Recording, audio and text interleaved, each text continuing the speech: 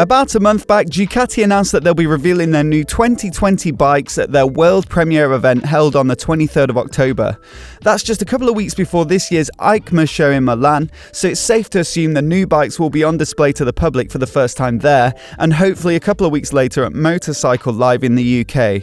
Last year, Ducati announced 12 new models at their October event, with bikes including the Panigale V4S, Multistrada 950, Diavel 1260, and updated Hypermotard 950. We might be lucky to get 12 this year, but there are still plenty of rumours swirling with just a few weeks to go. So in this video, we'll take a look at some of the bikes expected from Ducati this year. The V4 Streetfighter should be no surprise to anyone, as it's been well publicised already. The racing prototype was unveiled ahead of this year's Pikes Peak hill climb, and a production model has been on the cards ever since. Ducati have confirmed it with full-scale production anticipated by the end of the first quarter of 2020. There are no technical specs available for the production model as of yet, but we can assume that it will be very similar to the Panigale V4 but with regular handlebars, which will be higher and wider, resulting in a friendlier riding position. The fairings will of course be removed, with a Streetfighter front end that looks not dissimilar to the Kawasaki Z1000 or the KTM Super Duke 1290.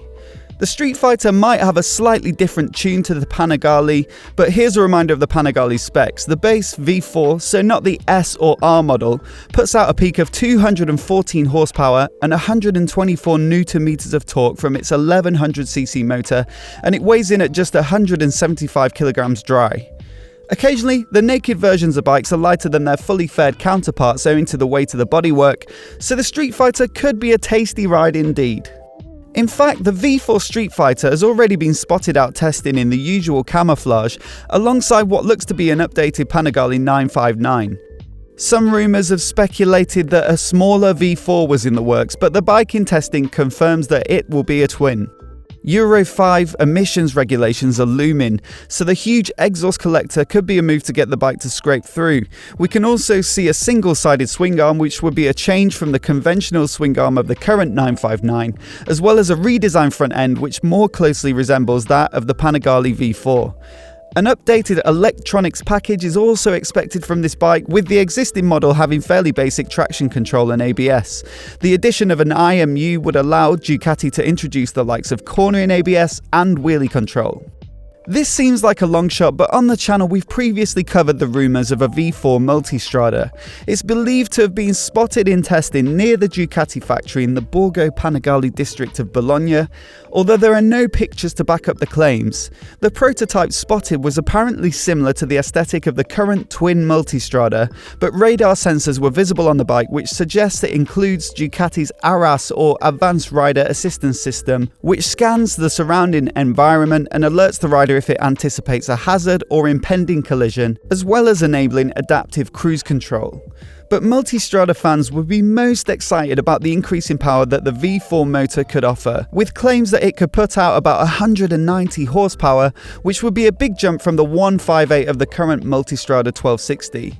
But are we realistically going to see a V4 Multistrada at this year's launch event, or is it just a prototype for a bike to be released further in the future? Leaked documents from the US Environmental Protection Agency actually name a Multistrada 1260 GT, so perhaps we'll have to wait for the V4 if a new twin is on the way. GT or Grand Tour would suggest that this model will be kitted out for longer rides, so expect a tall screen, full luggage, heated grips, electronic suspension and other creature comforts. But although an accessorized version of an existing model might come as a bit of a disappointment to some Ducati fans, MCN speculate that the ARAS radar tech that we've already mentioned could be present in this model, so at least there's that to look forward to. Also mentioned in the same document is a Scrambler Icon Dark. This isn't a new idea. Ducati have offered a dark version of the monster in the past, and other manufacturers have done similar, such as Triumph with the T120 Black. Essentially, we'll be looking at a matte blacked out version of the existing Scrambler Icon, which currently only comes in orange or yellow. I've used Photoshop here to show you pretty much what that will look like, and mechanically it's expected to remain unchanged. Another document from the US Environmental Protection Agency names a couple of new variants of the Scrambler 1100, the Pro and the Pro Sport. We already have a sport version of the 1100 which upgrades the base model by adding fully adjustable Öhlins suspension, so what does the Pro mean? The only logical conclusion that most speculators have come to is that it's a response to the Triumph 1200 Scrambler.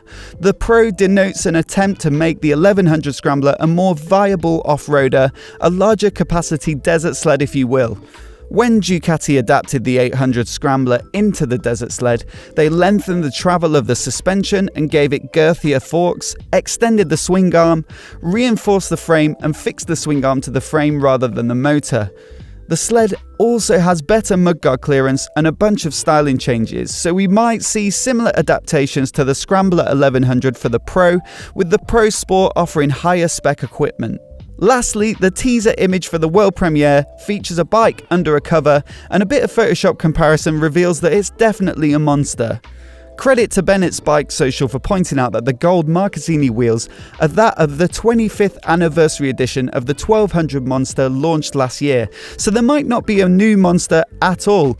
But they go on to speculate that Ducati could have chosen a Monster for a reason, and that updating the smaller Monster 821 with the 950 motor of the Multistrada Hyper Motard and Supersport would make sense from a business perspective. But ultimately, all will be revealed on the 23rd of October. Which of these rumours do you guys think have some plausibility, and which do you think are total rubbish? Let me know in the comments below. I'll be heading to EICMA to cover the show this year, so I can't wait to bring you some videos of the new Ducati range. So if you're new here and you want to see those videos, hit subscribe and I'll see you next time.